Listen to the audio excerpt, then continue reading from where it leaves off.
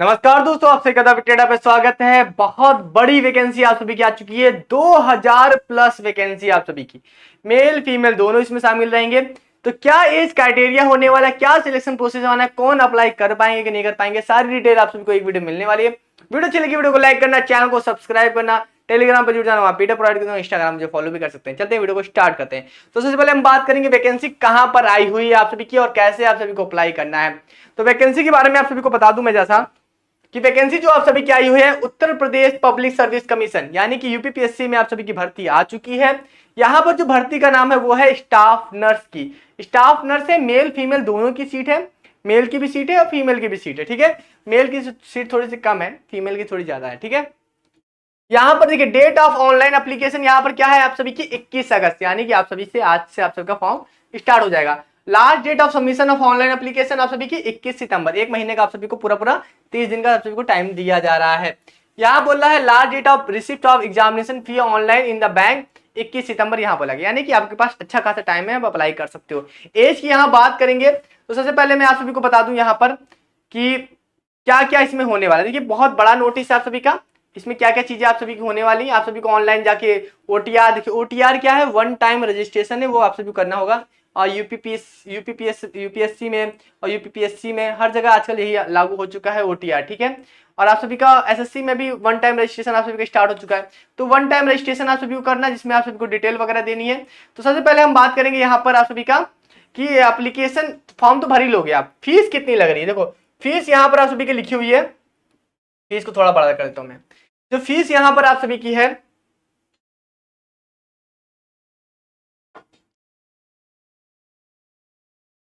ठीक है, फीस यहां पर आप सभी की 100 रुपए लग रही है जनरल की और ईडब्ल्यूएस की और ओबीसी की, और उसमें आप सभी का 25 रुपए प्रोसेसिंग फीस, यानी कि आप सभी के 125 रुपए जो है वो फीस लग रही है। अगर आप एससी हो और एसटी हो तो आप सभी की 40 रुपए और टोटल 25 रुपए प्रोसेसिंग फीस, यानी कि 65 रुपए आप सभी की फीस लगेगी। आप पर्सन विद डिसेबिलिटी यानी पीडब्ल्यूडी वाले हो आप सभी, तो आप सभी की केवल 25 रुपए फीस लगेगी। अगर एक्स सर्विसमैन हो तो आप सभी की 65 रुपए फीस लगेगी। और अगर डिपेंडेंट ऑफ फ्रीडम फाइटर वगैरह हो तो आप सभी की यहाँ पर लिखा हुआ है according to their original freedom fighter category women skill pair. ठीक है, वहां पर लिखा हुआ है। इसके लिए फीस के बारे में पता नहीं लिखा है कि नहीं लिखा। ठीक है, तो यहाँ पर आप सभी से बोला गया है कि आप कैसे अप्लाई करोगे, सीट वगैरह के बारे में भी यहाँ सब कुछ बताया गया है। तो सीट वगैरह के बारे में भी आप सभी को बता दूंगा, बहुत बड़ा है पेपर, आप सभी को पूरा पढ़ के बताऊंगा। ठीक है, कि कहाँ कहाँ पे कितनी वैकेंसी आई है। देखो वैकेंसी की बात करें यहाँ पर तो नंबर ऑफ वैकेंसी यहाँ पे लिखा है, यहाँ लिखिए the number of vacancy for the post of staff nurse male. Male के लिए आप सभी की 171 वैकेंसी आई है। कितनी आई है आप सभी की? 171 वैकेंसी आ रखी है। और फीमेल के लिए जो वैकेंसी आ रखी है वो सबसे ज्यादा वैकेंसी है, 2069। ठीक है, आप सभी का 2069 आप सभी की वैकेंसी आ रखी है। और यहाँ पर क्वालिफिकेशन आपको नाम से ही पता चल गया होगा, स्टाफ नर्स, यार क्वालिफिकेशन आप सबको पता है, नर्सिंग वगैरह चाहिए आप सभी को। यहाँ पर आप सभी से बोला गया है कि in medical education and training department UP which में इंक्रीज और decrease depending on upon the, यानी वैकेंसी आप सभी की कहाँ रखी है? Medical education and training department में आप सभी की आ रखी है, यूपी में करती है। ठीक है, भर्ती काफी अच्छी है, इसकी सैलरी भी बहुत अच्छी है। अगर मैं सैलरी की बात करूं आप सभी को, सैलरी मैं इसकी दिखा देता हूं आप सभी को। सैलरी देख के आप चौंक जाओगे, यार इतना पैसा मिलता है, इतना पैसा तो हमें कहीं और मिलता ही नहीं है। Nature of post, group B की पोस्ट है, नॉन गेस्टेड भले है मगर बी, ग्रुप बी की पोस्ट है। सैलरी यहां पर देखोगे, यहाँ पर लिखा हुआ है टेम्परेरी, टेम्परेरी ये हो सकता है, उसके बाद जाके परमानेंट हो जाते हैं, या 2 साल के प्रोविजन में 3 साल के प्रोविजन में रखते हैं, उसके बाद परमानेंट करते हैं। यहाँ पर स्केल अगर आप देखोगे तो 9300 का स्केल आप सभी का, 4600 इसका ग्रेड पे है। ठीक है, और यहाँ पर बोला रिवाइज करके लेवल 7 में चली जाएगी, और यहाँ पर आप सभी का जो बेसिक पे होगा वो 44,900 होगा, यानी कि भाई बहुत तगड़ा पैसा मिलने वाला है, पैसा तो बहुत तगड़ा मिलने वाला है। ठीक है, यहाँ पर आप सभी का ये हो गया। उसके बाद रिजर्वेशन वगैरह दे रखा है कि यूपी के वगैरह होगे तो आपको रिजर्वेशन मिलेगा, अगर अदर स्टेट से होगे तो उस तरह से आप सभी को चिन्हित किया जाएगा, यानी जनरल वगैरह या फिर किसी और में कंसीडर किया जाएगा। ठीक है, और बाकी डिटेल देख लेते हैं आप सभी। ये तो हमारा हो गया, उसके बाद हम क्या क्या चीजें यहाँ पर और देखने वाली है, यहाँ पर देख लेते हैं आप सभी क्वालिफिकेशन की बात करें। ठीक है, देखो क्वालिफिकेशन की बात करना तो आपको सीधी सी बात है, स्टाफ नर्स के नाम से ही पता चल जाना चाहिए कि किसमें क्वालिफिकेशन क्या होगी। अगर स्टाफ नर्स मेल की बात करें तो मेडिकल एजुकेशन ट्रेनिंग डिपार्टमेंट आप सभी का ये डिपार्टमेंट होगा यूपी में। यहाँ पर आप सभी से बोला गया है कि आप सभी के पास कम से कम हाई स्कूल आपने पास किया हो साइंस से and pass intermediate examination of the board of high school and intermediate education Uttar Pradesh और any examination recognised by the government of India, यानी कि इंडिया के कहीं से भी किया हो, आपने हाई स्कूल इंटर किया होना चाहिए साइंस से। उसके बाद आप सभी से बोला गया second post diploma in general nursing and midwifery, यानी कि आपके पास जनरल नर्सिंग या मिडवाइफरी का आपके पास होना चाहिए, या फिर आपके पास अगर डिप्लोमा नहीं है या फिर आपके पास बीएससी की डिग्री होनी चाहिए नर्सिंग रजिस्ट्रेबल की, ठीक है, with the Uttar Pradesh nurse and midwives council, यानी कि एक रजिस्टर्ड डिग्री होनी चाहिए आप सभी की बीएससी की। कहां से होनी चाहिए? Uttar Pradesh nurses and midwifery council और प्रोसेस ऑफ डिप्लोमा इन क्या लिखा है secretaries registrable with the Uttar Pradesh nurses and midwiferies, ये होना चाहिए। उसके साथ ही आप सबका अगर आप उसके बाद ऐसा भी नहीं कि आपके पास यही है, उसके साथ भी आपको कई चीज चाहिए, यानी कि आपके पास रजिस्ट्रेशन भी होना चाहिए, registration certificate Uttar Pradesh nurses and midwifery council nurses, ये सब आपके पास, ये भी आप सबके पास होना चाहिए, ठीक है। तो ये पूरी क्वालिफिकेशन हो गई। फीमेल के लिए भी देखो सेम ही क्वालिफिकेशन है, फीमेल के लिए भी जो क्वालिफिकेशन है वो भी आप सभी के सेम क्वालिफिकेशन फीमेल के लिए भी, बस फीमेल की वैकेंसी आप सभी की ज्यादा है, आप सभी को पता है कि 2069 आप सभी की वैकेंसी है, और बाकी मेल की वैकेंसी कम है यहाँ पर, ठीक है। उसके बाद यहाँ पर आप सभी को मैं यहाँ पर कुछ रूल्स वगैरह दिए गए हैं, तो इसको जो जरूरी है नहीं आपका। उसके बाद आप सभी की एज के बारे में बताता हूँ। एज यहाँ पर था, मतलब ये इतना बड़ा अलग अलग दे रखा है ना इन्होंने कि भाई यहाँ पर आप सभी को ढूंढना पड़ता है कि कहाँ पर क्या क्या चीजें दी गई हैं, ठीक है। बाकी आपने वैकेंसी के बारे में देख ही लिया होगा कि कैसे कैसे है। उसके बाद यहाँ पर एजुकेशनल क्वालिफिकेशन हो गई।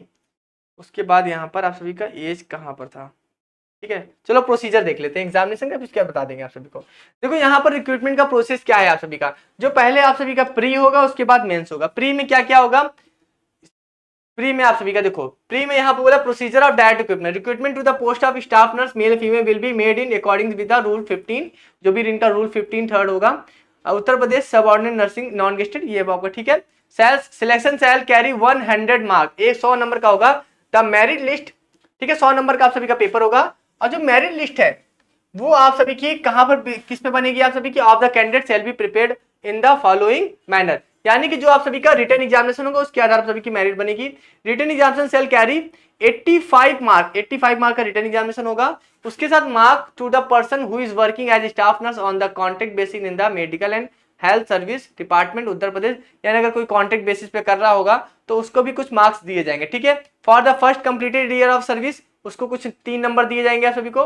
For the next and every completed year service contract basis 3 marks for the each year, यानी कि पहले साल की अगर 1 साल किया है तो 3 नंबर मिलेंगे, अगर उसके बाद कर रहा है तो जितने भी साल किए उसके लिए पर साल पे 3 नंबर आप सभी को दिए जाएंगे, तो वो उनके लिए फायदा किया गया जो कॉन्ट्रैक्ट बेसिस पे कर रहे हैं, ठीक है। उसके बाद यहाँ पर लिखा गया है कि जो काम कर रहे हैं उनको अपना एक्सपीरियंस सर्टिफिकेट लगाना पड़ेगा। जो पहले से कॉन्ट्रैक्ट बेसिस पे काम कर रहे हैं उनको experience certificate of staff nursing उसको उनको अपना देना पड़ेगा, और इनका परफॉर्मा भी यहाँ पर दे रखा है। यहाँ पर देखिए एज लिमिट दे रखी है आप सभी की। एज लिमिट आप सभी की क्या दे रखी है? 21 साल से आप सभी की 40 साल आप सभी की होनी चाहिए, और यहाँ पर दे दिया है 1 जुलाई 2023, ठीक है। They must have not been born then 2 July 1983, ठीक है। यहाँ पर आप सभी का बोल दिया है। और जो फिजिकली हैंडीकैप्ड है उनके लिए उन्होंने बोल दिया कि 55 ईयर, और उसके साथ एज में रिलैक्सेशन आप सभी का होगा, ठीक है। रिलैक्सेशन यहाँ पर दे रखा है, जो रिलैक्सेशन आप सभी को मिलता है ओबीसी को 3 साल, SC/ST को 5 साल वो मिलेगा, जो फिजिकली हैंडीकैप होते हैं उनको मिलेगा, वो सारा आपको मिलेगा, ठीक है। उसके बाद यहाँ इतना कुछ जानकारी थी नहीं। उसके बाद आप सभी को ये पता चल गया कि कट ऑफ कैसे बनेगी। उसके बाद यहाँ पर मेंस के बारे में भी दे रखा है, ठीक है।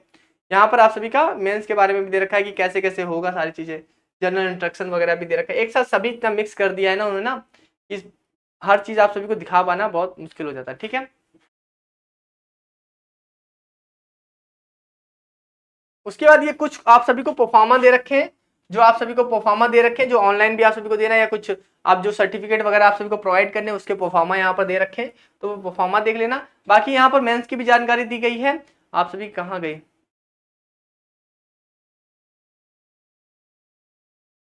हाँ,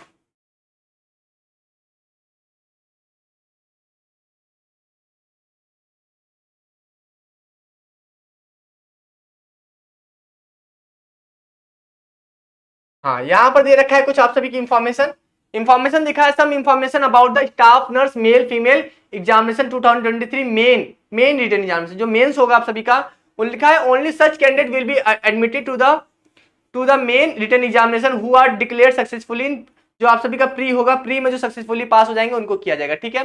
candidate will have to fill up another application, यानी कि जब आप प्री पास कर लोगे उसके बाद मेंस के लिए आपको दोबारा से एप्लीकेशन फॉर्म भरना पड़ेगा और उसके लिए दोबारा से फीस आप सभी को देना पड़ेगा। यहाँ पर दे रखा है कि अगर आप ओबीसी हो, जनरल हो और ईडब्ल्यूएस हो तो आप सभी को 225 रुपए फीस देनी पड़ेगी, और अगर आप कुछ और हो जैसे एससी हो, एसटी हो तो आप सभी को कितना रुपए देना पड़ेगा, 105 रुपए देना पड़ेगा। अगर फिजिकली हैंडीकैप्ड हो तो आप सभी को टोटल कितना देना पड़ेगा, 25 रुपए का। अगर आप एक्स सर्विस मैन हो तो आप सभी को 105 रुपए देना पड़ेगा, ठीक है। यहाँ पर आप सभी का बोला गया है, ठीक है। तो यानी कि अगर आप सभी का, अगर आप मेंस के लिए जाते हो वहां दोबारा से आप सभी को फॉर्म फिलअप करना पड़ेगा, तब आप सभी की फीस थोड़ी सी बढ़ जाएगी।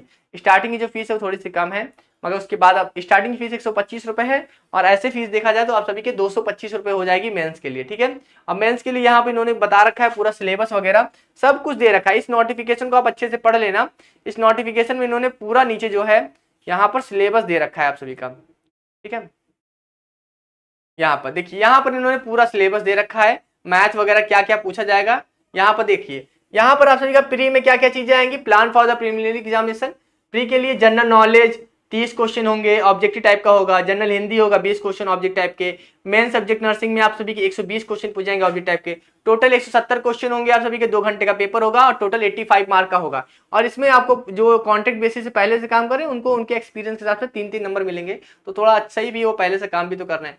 यहाँ पर जनरल नॉलेज का पूरा पूरा सिलेबस दे रखा है, हिस्ट्री दे रखा है, वर्ल्ड जियोग्राफी दे रखा है, इंडियन पॉलिटिक गवर्नेंस दे रखा है, कॉन्स्टिट्यूशन दे रखा है, इंडियन इकोनॉमिक सोशल डेवलपमेंट, ये सारी चीजें इसमें दे रखी है। तो यानी काफी अच्छा पार्ट दे रखा है, पूरा एसएससी का पार्ट दे रखा है यहाँ पर आप सभी का। उसके साथ ही साथ यहाँ पर हिंदी का भी दे रखा है। हिंदी में क्या क्या आ जाएगा, विलोम, वाक्य, शुद्ध वर्तनी, अनेक शब्दों के लिए शब्द, तत्सम तद्भव, विशेष से विशेषण, पर्यायवाची, ठीक है। उसके बाद नर्सिंग का आपको दे रखा है, नर्सिंग के बारे में आप तुमको पता ही होगा, इसको आप देख लेना सिलेबस को, ठीक है। तो सिलेबस को आप देख लेना। बाकी यहाँ पर अपेंडिक्स 4 यहाँ पर मेंस के लिए, देखो मेंस के लिए बता देता हूँ आप सभी को। मेंस के लिए जो आप सभी का होगा, जो 1 घंटे का पेपर होगा आप सभी का, सॉरी प्रश्न पत्र 1 होगा, 3 घंटे का पेपर होगा, और इसके भी आप सभी के 85 नंबर के होंगे। और इसमें आप सभी का 2 खंड में होगा। परीक्षा योजना पूर्व पाठ्यक्रम के आधार पर नर्सिंग विषय प्रश्न पत्र की रचना, प्रश्नों के स्वरूप, अंकों का विभाजन है। प्रश्न पत्र 2 खंडों में होगा, 2 भाग होंगे इसके। पहले जो भाग होंगे, भाग आ होगा, उसमें कुल 5 लघु उत्तरीय प्रश्न होंगे, सभी उत्तर करना अनिवार्य है, प्रत्येक प्रश्न 5 अंक का होगा अधिकतम। यानी कि आप सभी का रिटन एग्जामिनेशन आप सभी का होगा, जहां पर आप सभी की अधिकतम सीमा आप सभी को 125 वर्ड में लिखना पड़ेगा। आपको 5 लघु उत्तरीय प्रश्न दिए जाएंगे। फिर खंड बा होगा, जहां पर आप सभी को 6 मतलब कि लॉन्ग क्वेश्चन, लॉन्ग आंसर लिखना पड़ेगा आप सभी को। अभ्यर्थी को इनमें से कोई 4 प्रश्न, 6 क्वेश्चन दिए जाएंगे, आप सभी को 4 क्वेश्चन करने पड़ेंगे, जिसमें आप सभी को प्रत्येक क्वेश्चन जो होगा 15 नंबर का होगा, और आप सभी को कम से कम 300 अंकों का, 300 वर्ड का लिखना पड़ेगा, ठीक है। ये आप सभी का हो गया पूरा सिलेबस वगैरह। तो वैकेंसी आप सभी की आ चुकी है, आप फॉर्म भर सकते हो। और आप इसकी वेबसाइट पे चले जाना है, यूपीपीएससी की वेबसाइट पे चले जाना है, वहां पर आप जाके स्टाफ नर्स का फॉर्म भर सकते हो, ठीक है। बाकी वीडियो कैसी लगी, वीडियो अच्छी लगी वीडियो को लाइक कर देना। इसका नोटिफिकेशन आप सभी को प्रोवाइड कर दूंगा। काफी मैंने जल्दी जल्दी आप सभी को सारी इन्फॉर्मेशन दे दी। अगर आपको नहीं समझा तो धीरे कर लेना, स्लो भी कर सकते हो आप सभी, ठीक है। तो अभी के लिए मिलते हैं नेक्स्ट वीडियो में। Thank you so much.